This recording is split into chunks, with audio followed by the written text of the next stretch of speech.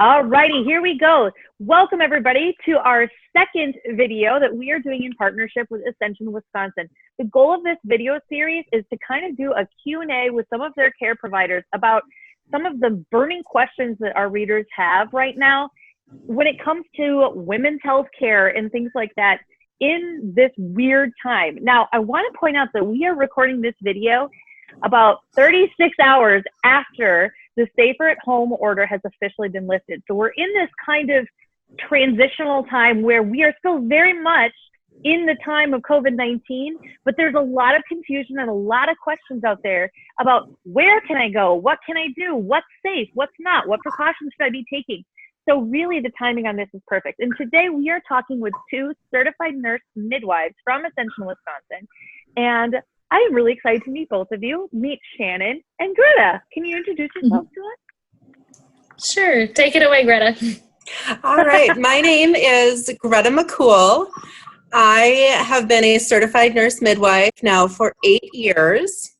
I was the first midwife at our new practice here at St. Joseph Hospital in Milwaukee. And we will be celebrating our 1-year anniversary coming up this October.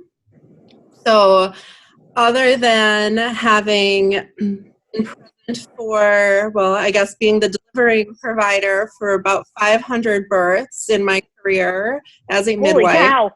Right? Plus seeing many more than that as a labor and delivery nurse. Also have 3 children of my own. They are almost 4, 7, and 9. Husband and a beagle, and we live in Wauwatosa. So I'm a local girl. I grew up out in Pewaukee. I have a beagle mix too, so I know how that howl sounds. Oh, yes, yes. He also tends to prefer eating out of the trash can instead of waiting for dinner. So yeah. We call ours a trash panda. I get that. Yeah. Oh yeah, he totally is. But he's got really pretty markings and his mascara is always on fleek. So nice. Yes. How about you, Shannon? So my name is Shannon Cantu Santoli. I grew up mostly in St. Louis. I moved with my husband to Nashville, Tennessee to go to midwifery school at Vanderbilt. We loved it there. I did one of my rotations for school in Southern Illinois and ended up working there for about 2.5 years, which gave me a lot of good experience.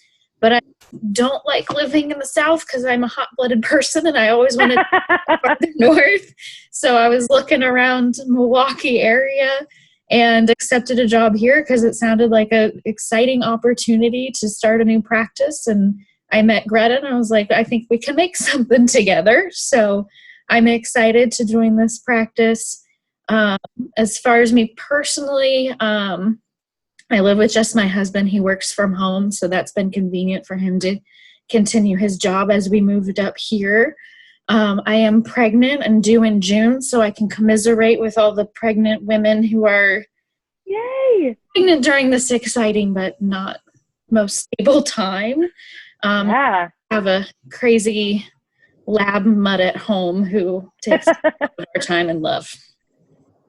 It's kind of unusual to hear somebody say, like, I was living down south and decided it was too hot and I wanted to go somewhere else. Like, usually you hear the opposite where everybody's like, we have to get out of here. It's too cold. My air conditioning is usually at 62 degrees, so I'm not joking. Apparently. Yep.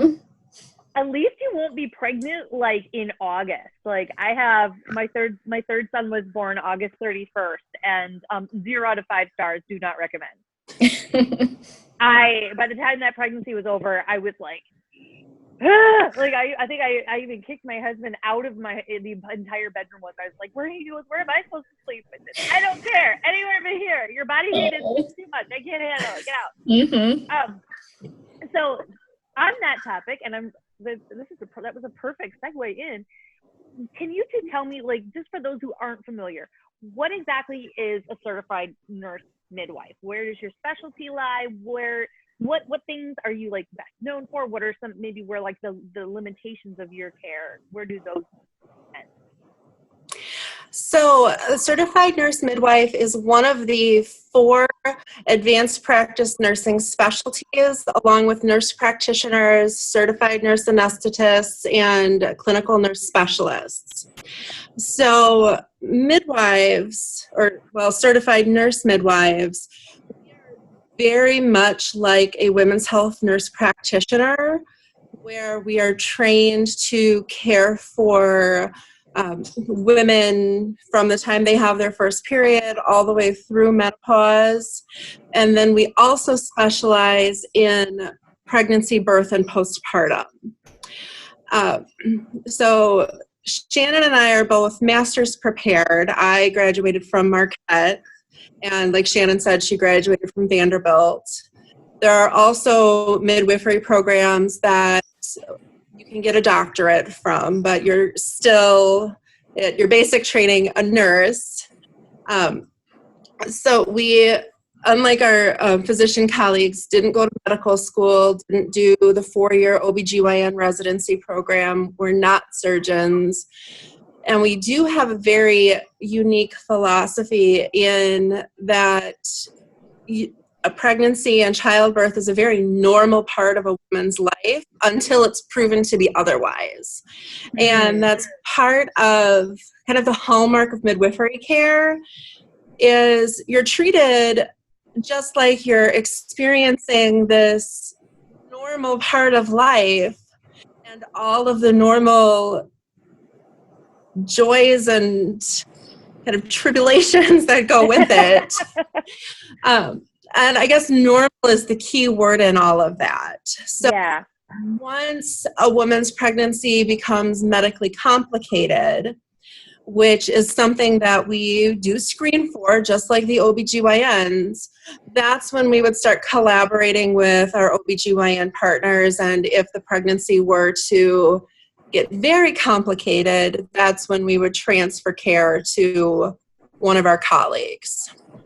So I guess things like needing a cesarean section would, be one of the big things that would require a woman to transfer out of midwifery care.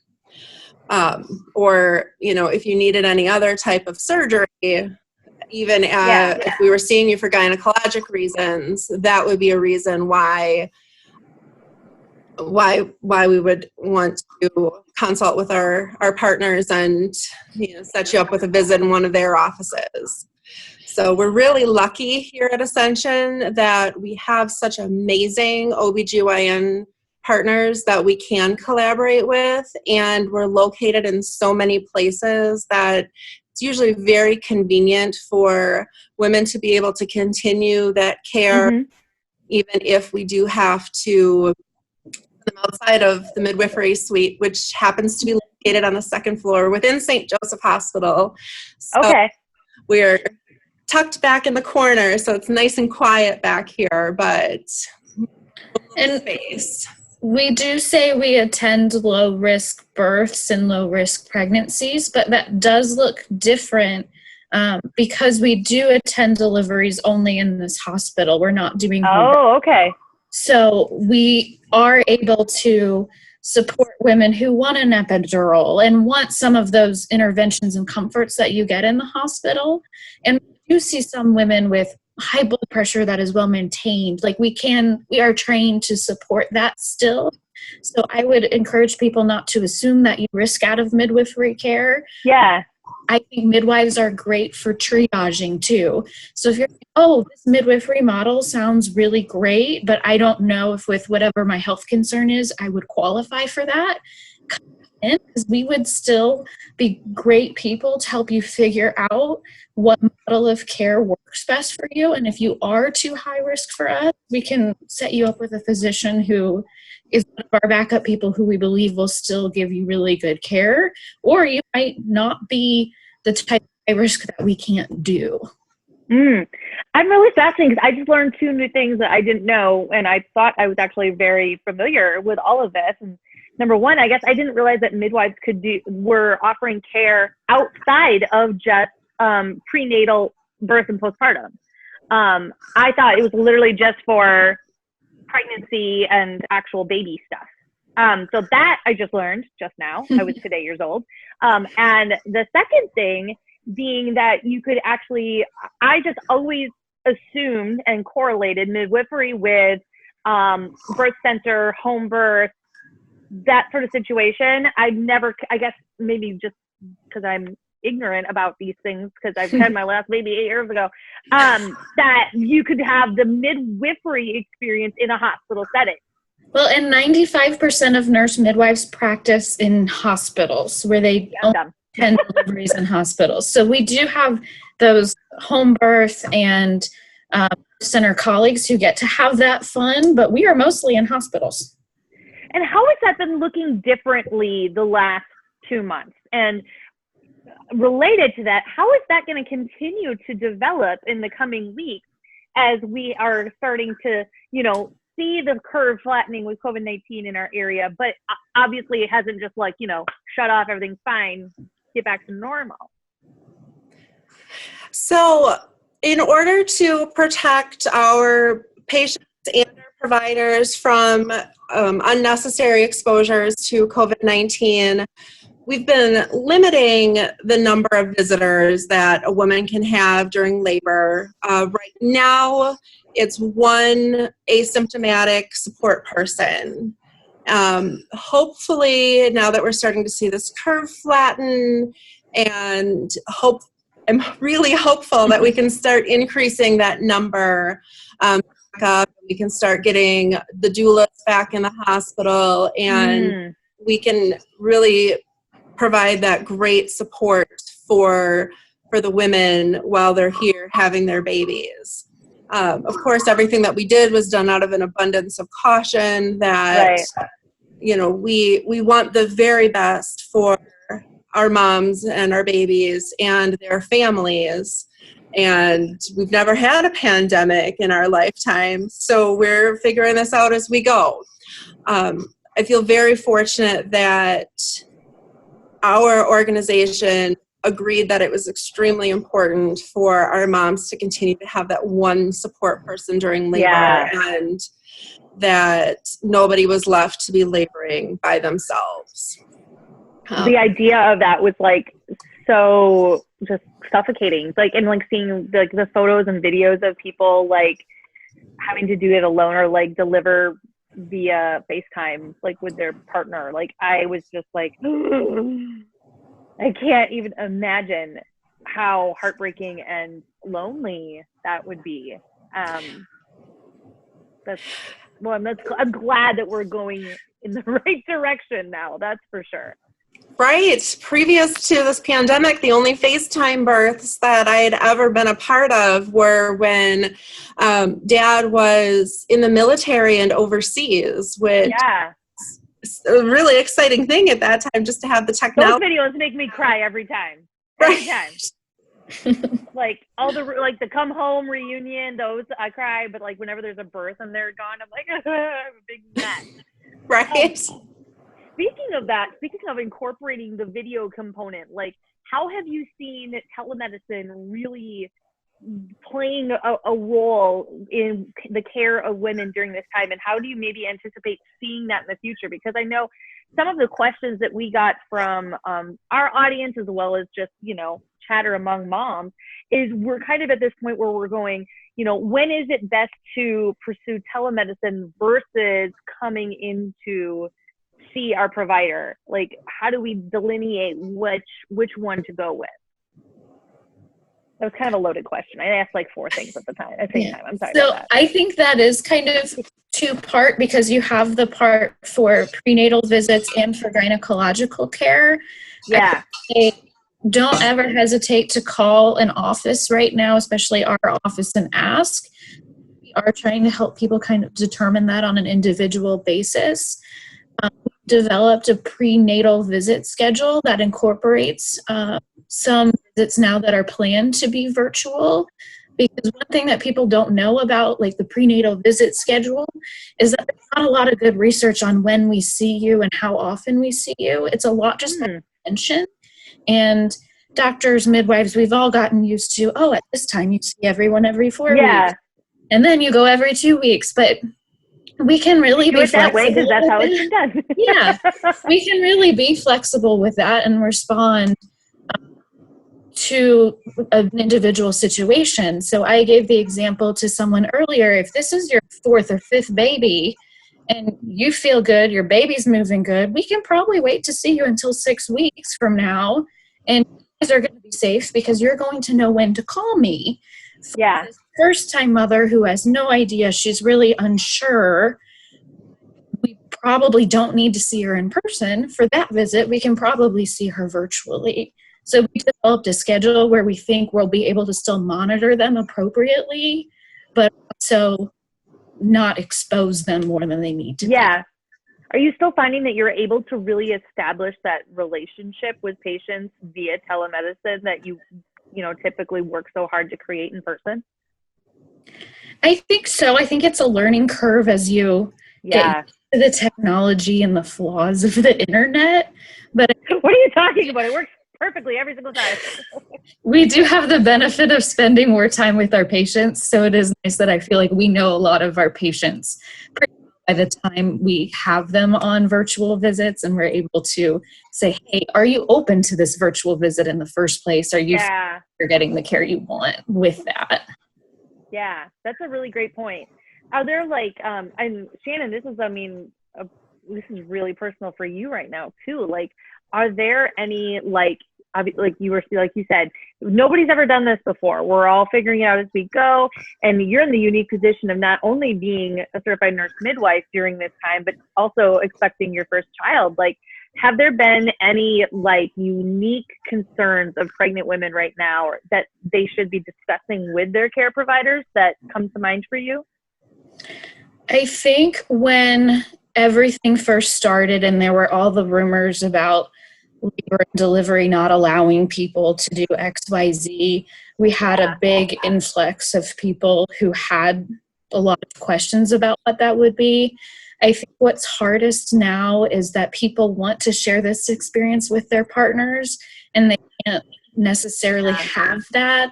Especially, I know a lot of people have been very sad about not bringing their partner to their ultrasound. So we do what we can. Like, I know our ultrasonographers are giving people pictures, and I encourage people to FaceTime or Skype call, whatever you can with them during the visit. And that's how I've been trying to keep my husband involved too. I think my bigger struggle is I'm like, I know what's going on. What questions? Can you ask some questions so I know that I'm not stealing this experience from you? But yes, I think for partners, if you can, try to get them on the phone during the visit. I think everyone's open to that right now. That's a great suggestion. Transitioning away from discussing about prenatal care and babies, let's just talk about women in general. I've got a couple questions that I know we wanted to make sure that we covered. Number one, I don't know about you, but this has been a really stressful couple of months.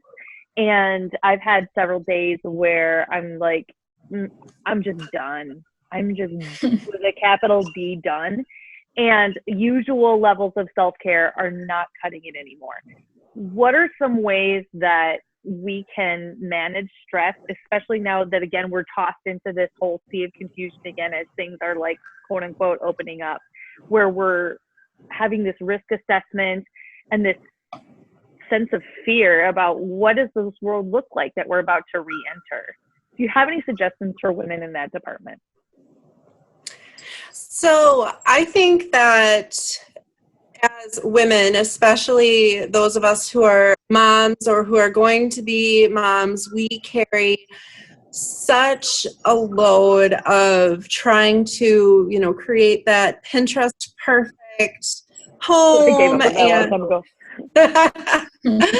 And now that a lot of us have our kids home all the time, and suddenly there's that education component, and I don't know about your kids, but my kids are crazy bored. My 7-year-old has been using my tree as monkey bars because we can't even go to the park. Well, I guess until yesterday, maybe the parks started to open back up. I think it depends on where you live, what city, what county. It's all changing so fast. So who knows right now? Who knows? I also have discovered that it's a great opportunity to give your kids a lot more responsibility and really take that off your shoulders. I'm, finding that my kids are really capable of starting the laundry, and I can send my 9-year-old downstairs with a load of wash, and it might not be done the way that I usually do it, but it gets done. So I think those are really important self-care things that aren't usually on the top of our lists, especially now that we can't just like say, okay, I'm going to go get my nails done. And these are bad. I've been doing my own, so they're a little bit better. You're braver than I. The good news is that, like, I know that, we're starting to at least be able to work toward 5-10 people in a space. So the good news is, like, even the small groups of friends and family that we've previously had to be like, stay away, we can start to reincorporate that, which is really good. On that same topic of relationships and cultivating those relationships, what we have seen happen on the flip side, not the positive end, but on the negative end, I know that the statistics are telling us that during this safer at home time, we have seen a spike in domestic abuse. We've seen people who are in perhaps not quite safe environments at home become that much more unsafe, or maybe things that were going down that direction have escalated. From the standpoint of a healthcare provider, are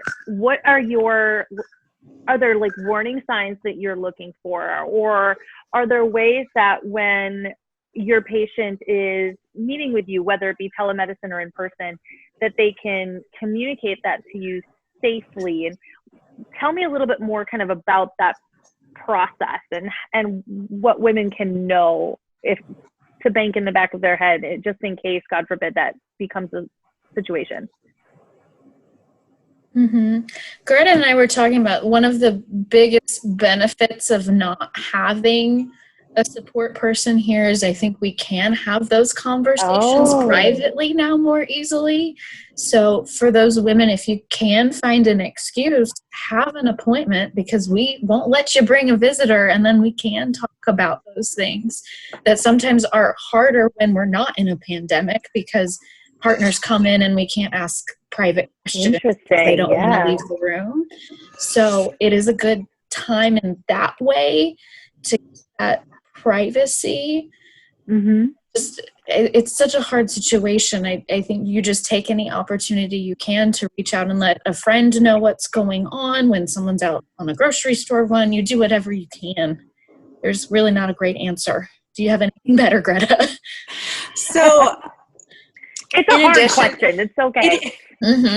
It is. I know that we go through a lot of training as nurses, as nurse midwives, just to be able to connect with women who are in situations of intimate partner violence. And we have, suggestions like start making copies of your important documents, like your social security numbers and the kids' birth certificates, and, you get that to a relative's house or into a safe place. And, it's hard to get out of situations where there's domestic violence happening, and planning to get out is a really difficult time.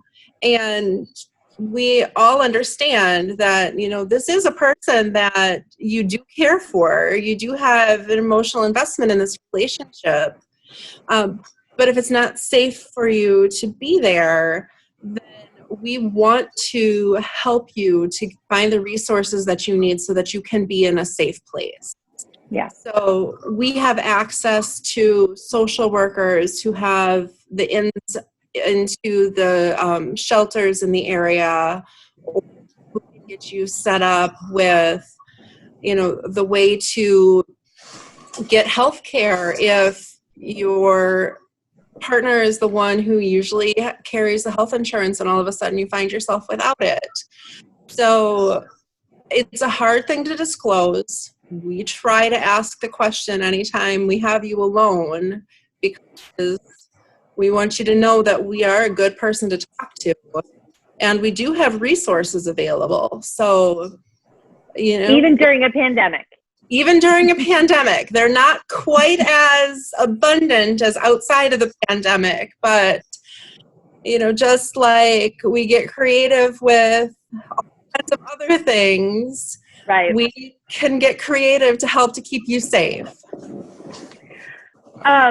So in the sake of time, we do need to start wrapping up. I have one last question that was submitted from our audience that I want to make sure I cover, because I feel like this is probably a common situation that a lot of women find themselves in, where their OB/GYN has kind of been their primary care physician person during, you know, their childbearing, whatever. And then, but once they're kind of done with that and they have like, well, do I have a primary care physician? Not really. Like, who do I go to for health related concerns if I'm not having babies anymore and I don't, you know, like, how does that whole thing work out? Yeah, so we still want to see women for their gynecological care for sure. So that would be cervical cancer screening, your mammograms. We like to think that we can help guide you through menopause too, just like we can guide you through a pregnancy. Lots of women have questions about how common and normal are these hot flashes. I'm having pain during intercourse. I'm having all of these other changes that are just as dramatic for a lot of people as going through puberty as they age. So we can still guide you through those life changes too, with medication support and otherwise. I know it's so much fun. It sounds so fun. I had one day in clinicals and as a student where I saw a little 11-year-old who started her first period, and then I helped a 99-year-old woman who was having urinary problems. So we do get to help women throughout the lifespan.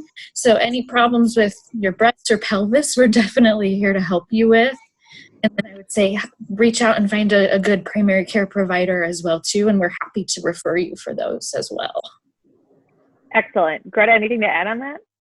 Nope, Shannon, I think that you really covered everything. So we're awesome. Well, when it comes to these topics, obviously these are things that we could talk about for a long time. I want to thank you both for taking time out of your very busy schedules to answer some of these questions. We're going to have links to both of your bios in the description of this video. So if you want to get to know Shannon and get to know Greta better and schedule an appointment, perhaps that will be easily done in the description of our video. Thank you so much to you both. And I appreciate, I'm going to say this at the end of every video that I do, but I really do mean it. I appreciate y'all like laying down the line, getting out there and taking care of women during what is easily going to probably be the craziest time of your careers. So thank you very much for that. And I know that we're all very appreciative of all that you do. Well, thank you so much for having us on. We really love it. Awesome. Yep, it was great to meet you and learn. Thank you. Thank you. Take care.